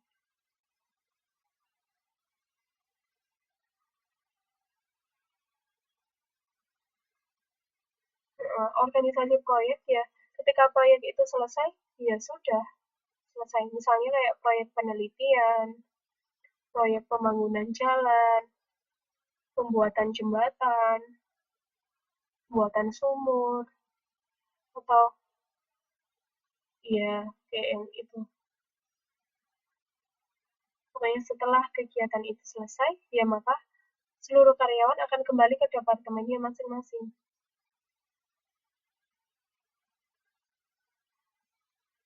Jadi kayak tim khusus. Kayak tim khusus.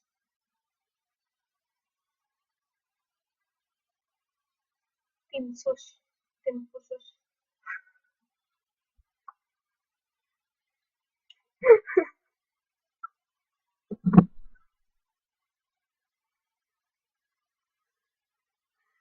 Pembuatan proyek proyek itu kan biasanya kita membutuhkan banyak bantuan dari departemen yang lain.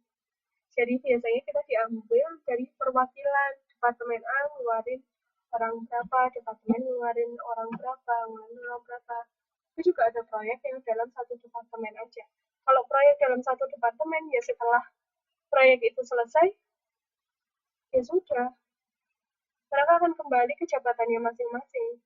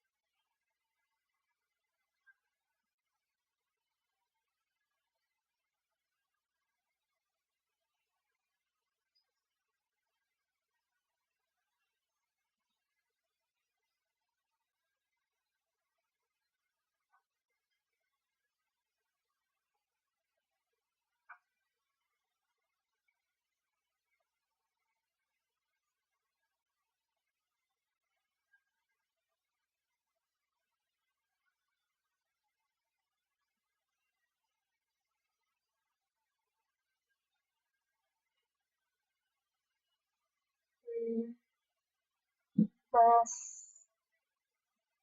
Mas, Mas Effendi, iya, Mas Effendi. Tender sama proyek ada hubungannya nggak ya Mbak?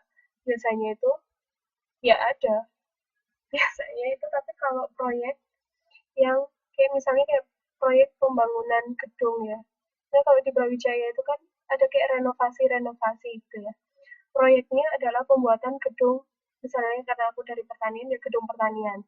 Pembuatan gedung baru pertanian. Nah, biasanya Brawijaya itu akan uh, mengeluarkan proyek itu dalam suatu pelelangan. Di proses pelelangan itu akan terpilih si tendernya, tender dari pelaksana proyek itu sendiri, si perusahaan yang akan melaksanakan proyek itu. Jadi biasanya kalau kita buat proyek, itu akan kita lelang siapa yang paling, misalnya dananya yang paling sesuai dengan kita, kualitasnya yang paling sesuai dengan kita. Nah, si pemenang dari lelang itu, dialah si tendernya. Brawijaya Stadion Kotaku Kediri. Iya, iya, iya.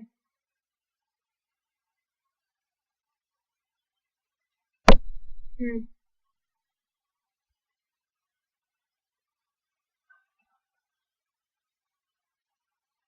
Eh, Winter pas ini seneng aku. Soalnya kalau ada pertanyaan langsung tanya ke Mbah Google semua. Iya, lihai banget.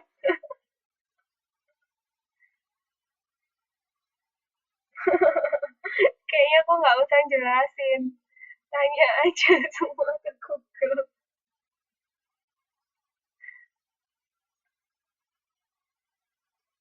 Ya,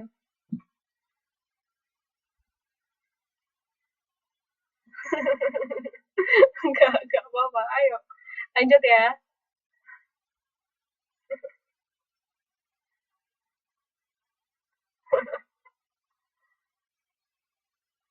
Maksud juga nggak apa-apa kok, Nes.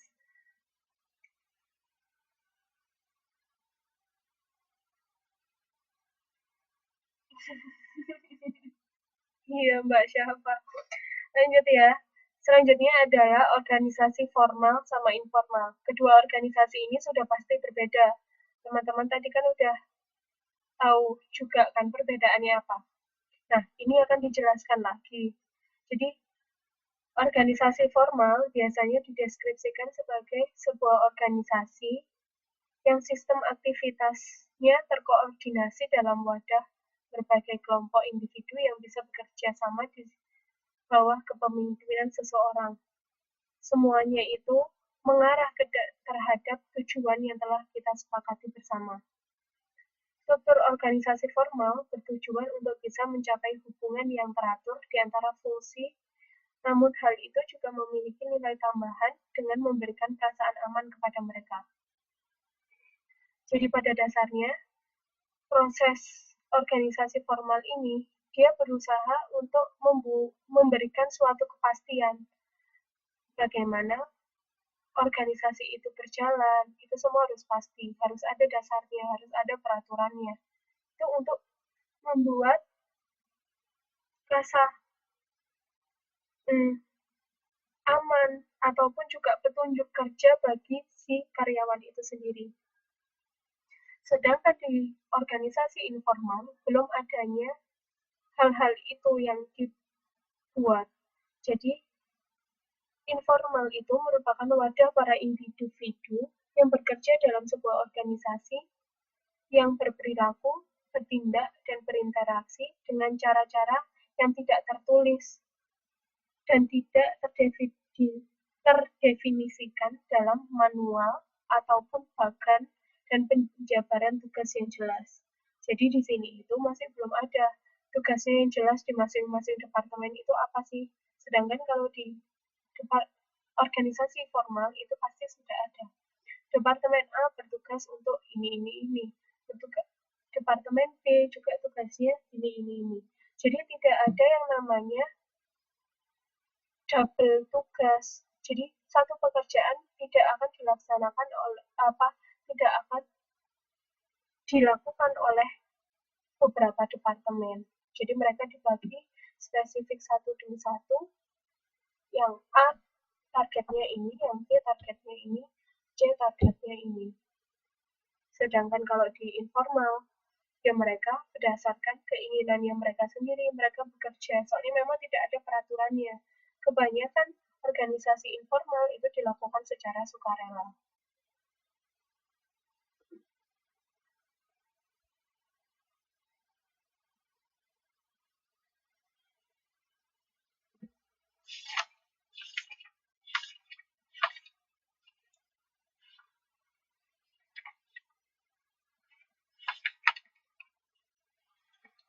Ini deh, sekarang kita ke kegiatan belajar kedua, yaitu tentang pengkoordinasian.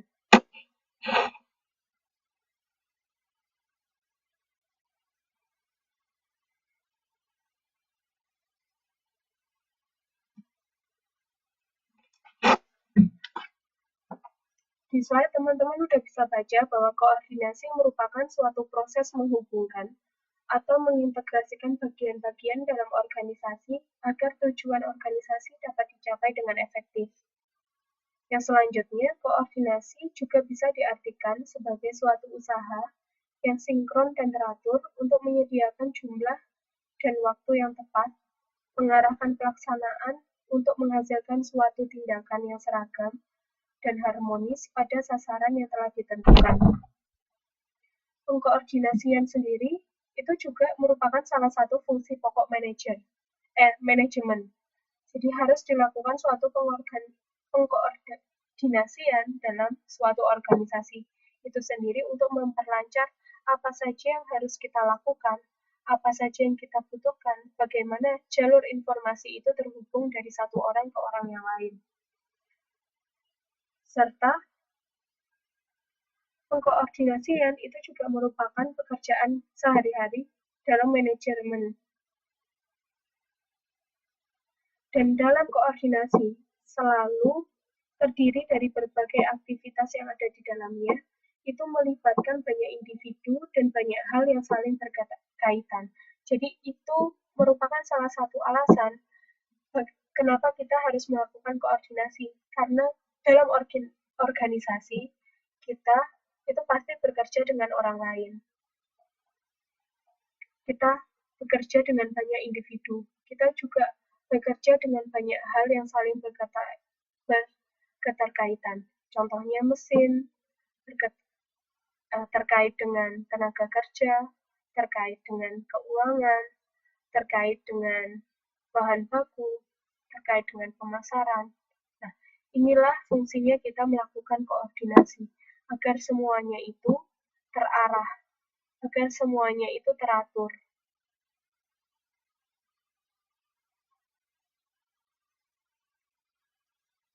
Dalam koordinasi, itu diharapkan adanya sinergi antar bagian organisasi yang ada di dalam suatu organisasi. Dan pengkoordinasian merupakan upaya untuk menghasilkan organisasi yang efisien dalam pemanfaatan sumber daya untuk menjamin tercapainya tujuan atau sasaran secara optimal. Di sini ada beberapa tujuan koordinasi. Mbak Nurul Komaria kayaknya ini ya,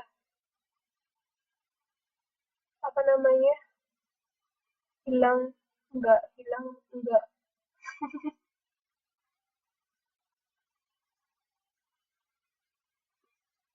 Ini deh nggak apa-apa. Lanjut ya, di sini ada tujuan koordinasi. Yang pertama adalah mengarahkan atau dan mengintegrasikan semua ide, gagasan, aktivitas, dan perilaku ke arah tercapainya tujuan. Yang kedua adalah mengarahkan keterampilan, spesialisasi yang dimiliki setiap karyawan kepada tujuan. Jadi siapa yang mahir di dalam hal itu, ya dia diarahkan untuk membantu penyelesaian masalah itu.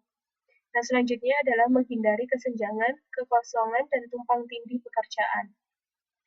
Yang terakhir adalah menghindari penyimpangan tugas dari tujuan.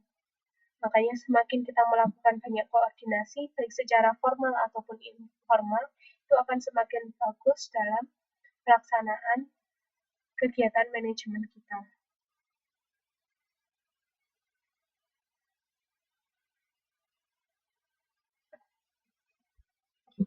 Pengkoordinasian itu merupakan pengaturan struktur organisasi sebagai kegiatan pembidangan dan pembagian pekerjaan menjadi satu departemen ke departemen yang lain. Jadi mereka dibagi dari departemen A, B, C, D. Jadi mereka dibagi ke departemen-departemen tertentu. Namun perlu kita garis bawahi bahwa pembagian tersebut bukanlah memisahkan antara satu unit dengan unit lain, melainkan hanya untuk memaksimalkan dan mengefisiensikan kerja serta terciptanya saling ketergantungan di antara masing-masing unit atau departemen. Jadi, pada dasarnya dibeda-bedakan menjadi beberapa departemen bukan untuk memisahkan, tetapi justru itu membuat hubungan saling terkait dari departemen yang lain dengan departemen yang lain. Jadi kalau departemen A mengalami permasalahan, pasti dampaknya juga akan terkena oleh departemen yang lain. Jadi dibagi-bagi hanya untuk memaksimalkan dan mengefisienkan jumlah tenaga kerja yang tersalurkan dan jumlah waktu yang kita butuhkan untuk terselesaikannya satu kegiatan.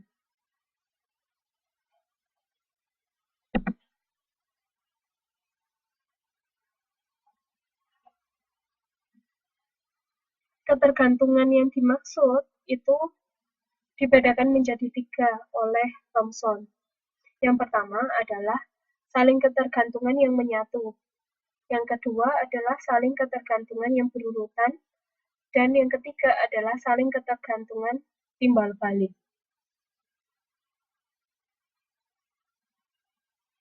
Ada pertanyaan?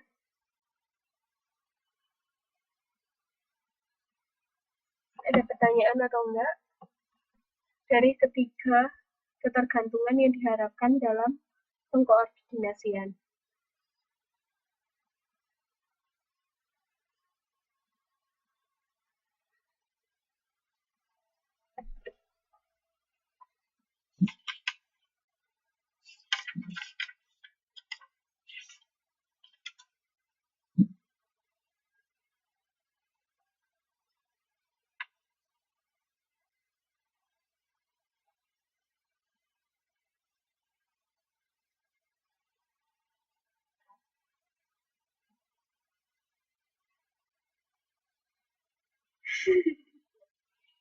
Sudah dijawab.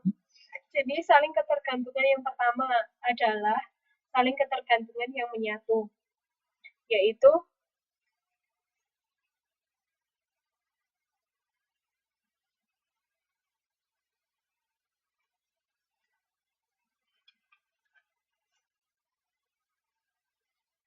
setiap satuan organisasi tidak saling tergantung ketika harus melaksanakan aktivitas sehari-harinya, namun tergantung pada pelaksanaan kerja setiap satuan yang memuaskan untuk hasil akhir. Jadi mereka dalam suatu pekerjaan mereka dibagi dalam satu bidang dan bidang yang berbeda. Cuma seluruh bidang-bidang itu akan saling berkaitan dalam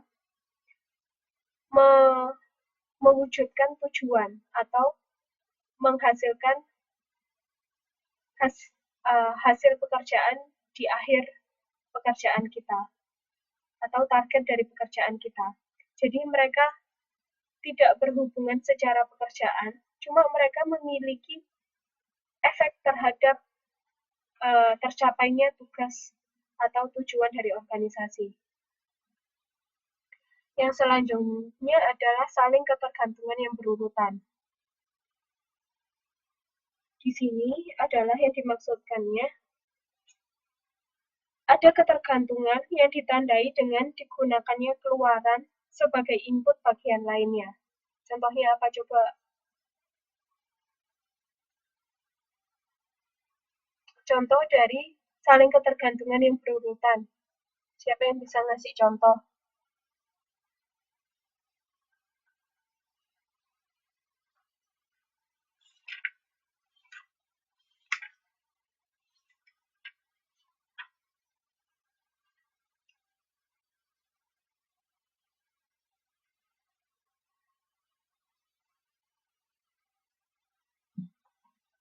Ada yang bisa ngasih contoh? Kenapa kok atau yang bisa menjelaskan apa sih maksudnya bahwa mereka memiliki ketergantungan yang ditandai dengan digunakannya keluaran sebagai input dari bagian lain. Jadi, tingkat ketergantungan ini itu lebih rumit dibandingkan jenis yang pertama, karena bergeraknya mereka atau kerjanya mereka dalam satu arah.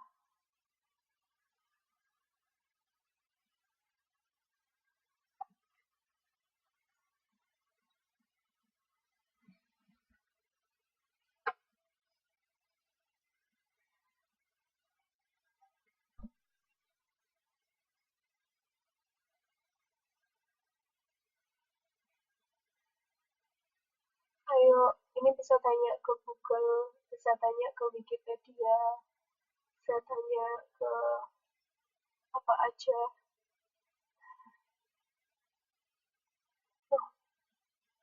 Ini contoh yang saling ketergantungan yang berurutan. Kok Indonesia Raya sih?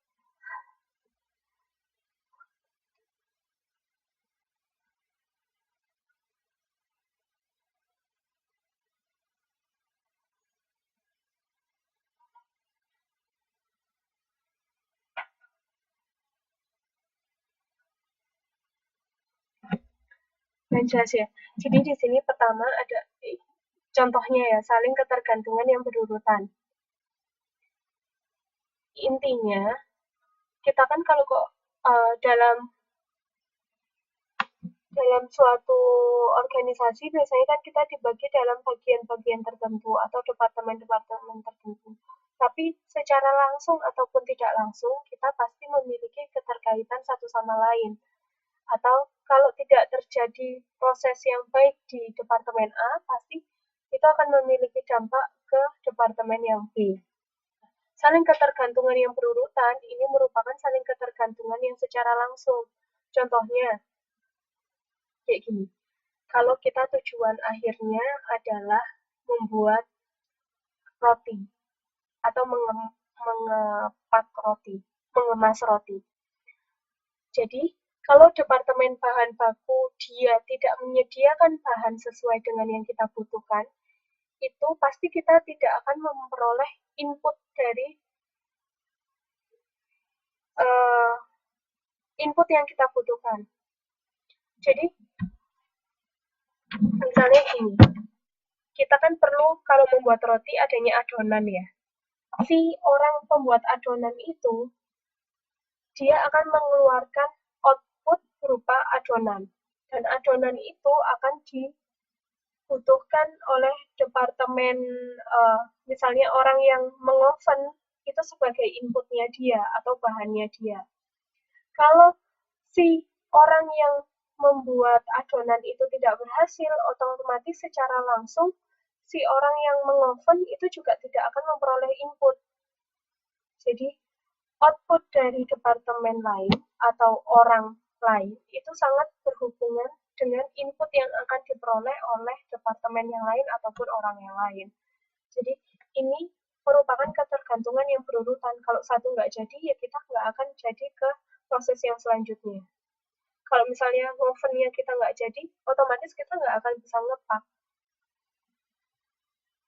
Kayak gitu.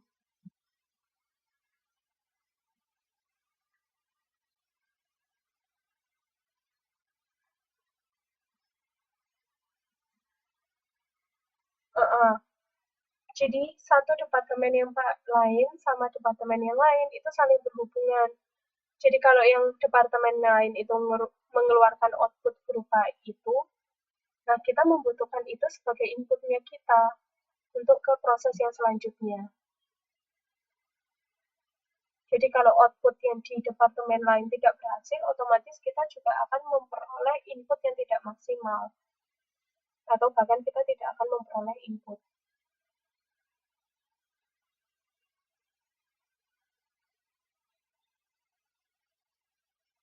Iya, jadi itu adalah proses dari bahan setengah jadi sampai ke bahan jadi. Biasanya perusahaan-perusahaan yang manufaktur atau pengolahan itu pasti akan mengalami ketergantungan yang saling berurutan.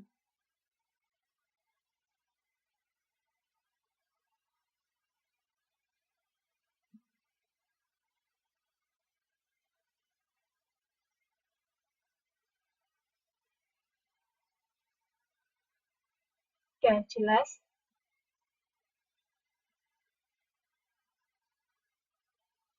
Ya, dan misalnya dari kayu ke ke pembuatan lemari. Setelah lemari jadi, itu kan pasti kita juga mernis kan. Sampai kita ke pengantaran. Nah, kalau misalnya kayunya itu almarinya belum jadi sampai hari ini, padahal kita perlu untuk mengirim, kan pasti itu juga tidak akan optimal buat kita.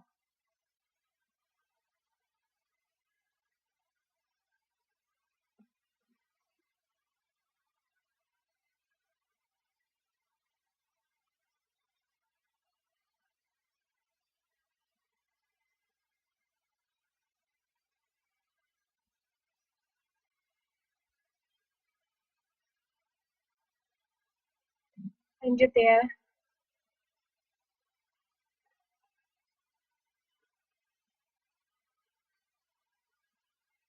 waktunya kita tinggal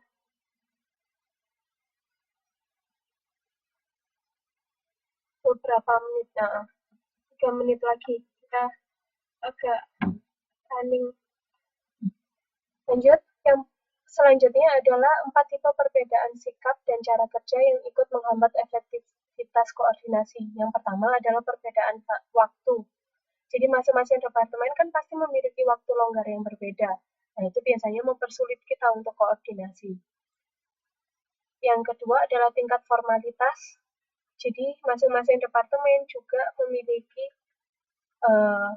kayak tingkat formalitas ataupun aturan birokrasi yang berbeda-beda. Biasanya kita nggak paham. Akhirnya kita nggak paham kan. Jadi kita mengalami kesulitan. Yang ketiga adalah kita memiliki perbedaan tujuan dan gaya interaksi yang berbeda. Itu semua merupakan salah satu penghambat di mana kita tidak memperoleh keefektifan dalam koordinasi. Iya,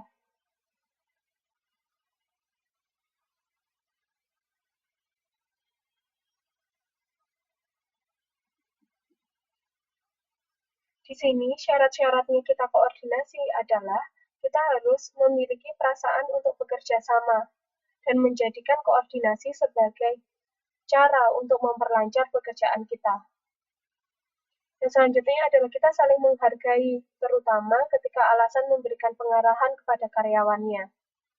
Yang ketiga adalah kita memiliki semangat bersaing secara sehat dan memanfaatkan sistem koordinasi mereka masing-masing bagian untuk berlomba-lomba mencapai tujuan dengan lebih baik dan cepat. Jadi masing-masing departemen harus punya target dan kita berlomba-lomba ke arah yang lebih baik. Nah, tipe koordinasi ada ya tipe koordinasi vertikal dan tipe koordinasi horizontal. Jadi yang vertikal itu dari atas ke bawah dan horizontal itu tuh dalam satu departemen yang sama atau jabatan yang sama kita saling berkoordinasi. Nah, ini kalau pedoman umum melakukan koordinasi, teman-teman tinggal baca kata-katanya nggak sulit kok.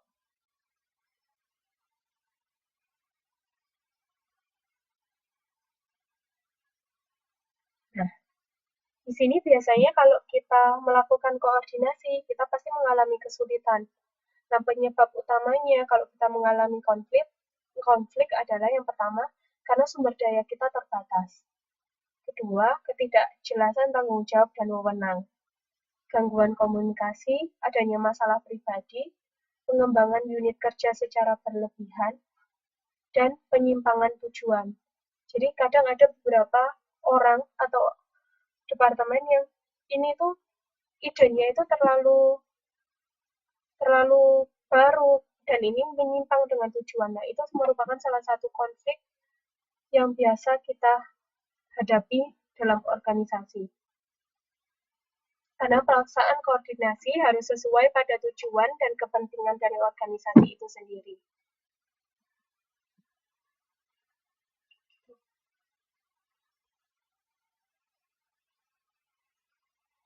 Ada pertanyaan dari teman-teman? Ada pertanyaan mungkin?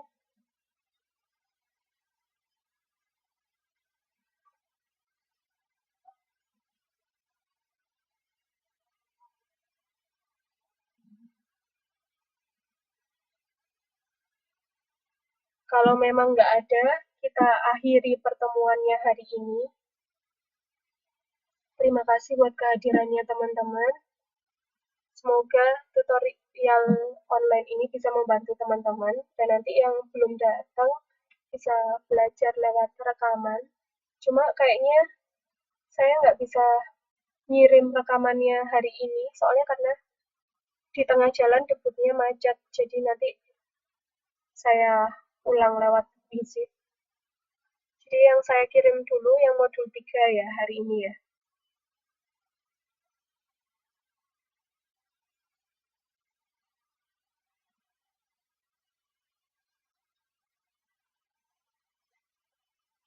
Sama-sama, terima kasih semuanya.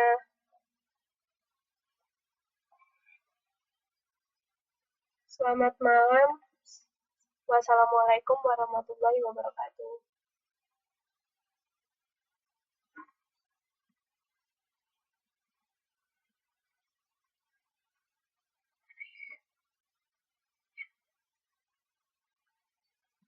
Kok dia video terakhir dulu?